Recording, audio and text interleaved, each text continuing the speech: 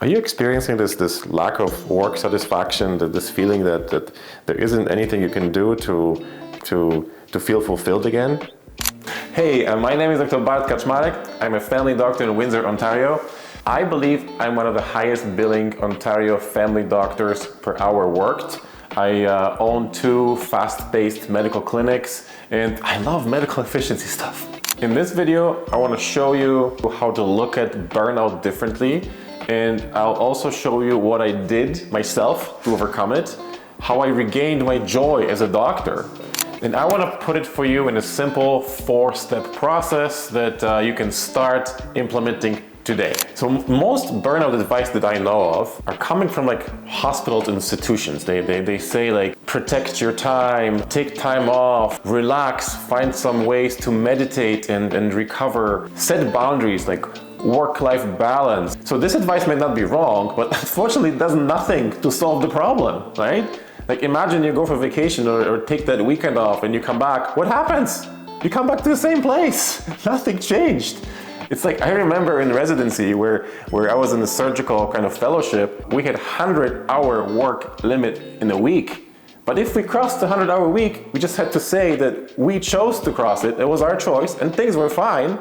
And at one point, someone realized it may be a little too much, so what they've done, they gave us like anti-burnout panel or exercise to fulfill online, and it took us 1 hour.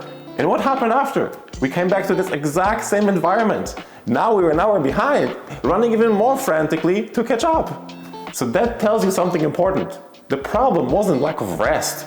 The problem was the system that you had to come back to. So burnout to me isn't this like fatigue that doctors need to develop resilience against. They just fix it on their own. It's more of definitely a systemic problem where you feel, as a physician, you feel like trapped, that every day is the same. Every day actually gets worse, pressure gets bigger, and every day you have less and less control over what's going on. And you know what the worst part I'm thinking is that the whole thing just became normal. We accepted it. Now, before I get to the point where I give you the 4-point solution that worked for me, I was also thinking, why is it that we get ourselves in that position? One thing that comes to my mind is how we are trained as residents. If I look back in my residency, there was this endless cut work, endless running, endless chasing of things that sometimes didn't even make sense. And maybe at that time you needed that for training to some extent. Maybe we didn't need all of it, right?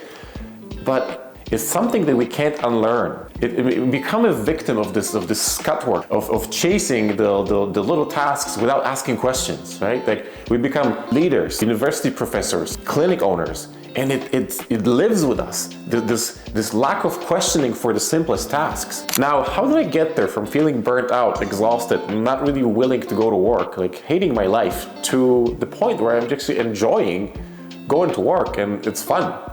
And I was thinking about it, and I was able to identify like 4 steps that helped me.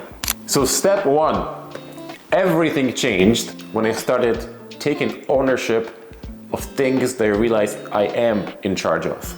The biggest change happened to me when I started reflecting what is actually in my power to change and how do I take responsibility. I changed my mindset from expecting help from someone to being in charge. This can make such a huge difference. There's so much we can do within the framework that we have. Number 2, I started hiring more staff. I started with 1 secretary from the practice I took over. Then gradually and deliberately, I hired 1 more person. She was a nurse. And right now I'm working with 2 secretaries and 3 nurses, and I need every single bit of the work to run efficiently. I remember when I was working my first job in Ontario, I was working in an urgent care center, and there was a nurse who came and helped me with something. She knew that I was stamping my prescription pads, paper charts, and one day I come to work, she has her shift, and I see that all my prescriptions are stamped by her. And this was the moment I thought to myself, like, whenever I have my own clinic, I will hire this nurse. She's great. And you know what happens? She works for me now. She was the first nurse I hired after my secretary, and she's the general of my ship here, and I can't live without her. So number 3 is When I was hiring my staff, I had to find their roles and assign their roles and have them help me specifically with things that weren't traditionally delegated by the doctors. And I remember I was going through a lot of uncertainty. How do I do things like that? Is it okay? Am I going to be safe? Is my staff going to be okay? Is my nursing going to be okay refilling prescriptions for me? Is my team going to be okay with I set parameters to give patients information about their health, when they can, when they cannot? And that was a lot of juggling and adjusting. And then during this journey, we kept on adapting new things. We kept changing, and the patients that we used to always kept on leaving us, and that raised a lot of questions too. So if you have those doubts, whether it's gonna work for you, is it okay, no one else is doing it, that's okay, that's normal.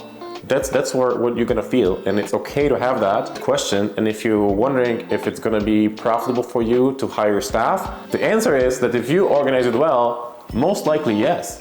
So number 4 thing that I reflected helped me in transitioning from my burnout to a practice where I love to go to work would be seeing all this as an ongoing process. It's not a one-time thing and you're done. It's this constant movement forward. There's this constant thinking of how can you do better? What's the new thing? And it doesn't end anywhere. It has to be a culture, almost like a everyday hygiene, where you look at things and see it as a system that you can constantly improve. This may all seem like a complicated process at first glance, but if you are able to do it, the benefits are incredible. Lab reviews and prescription refills, delegate it to your staff with clear rules what to do, what not to do. You almost don't touch it. Too much paperwork? You don't have any. You delegated it all to your staff.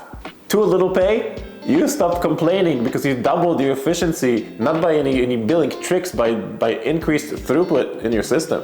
Patients are too complex? They're not anymore, because your team took care of 80% of the weight off your back. No family health team support?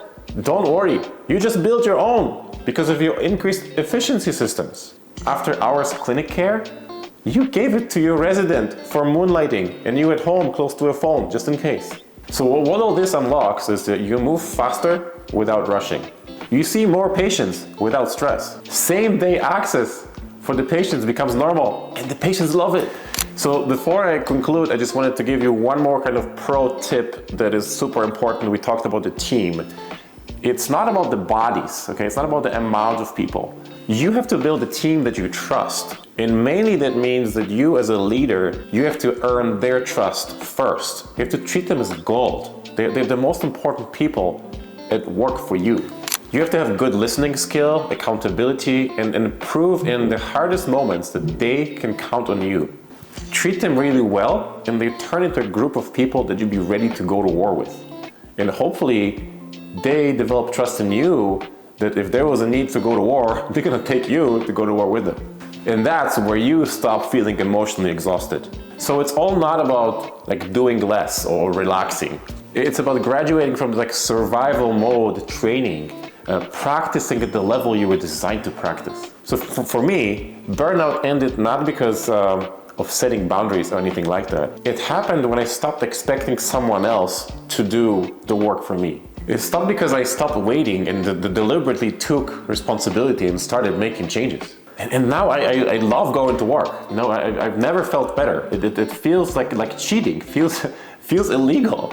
And honestly, I would love for you to feel it and have that same experience too. Because if I could do it, then you can do it too.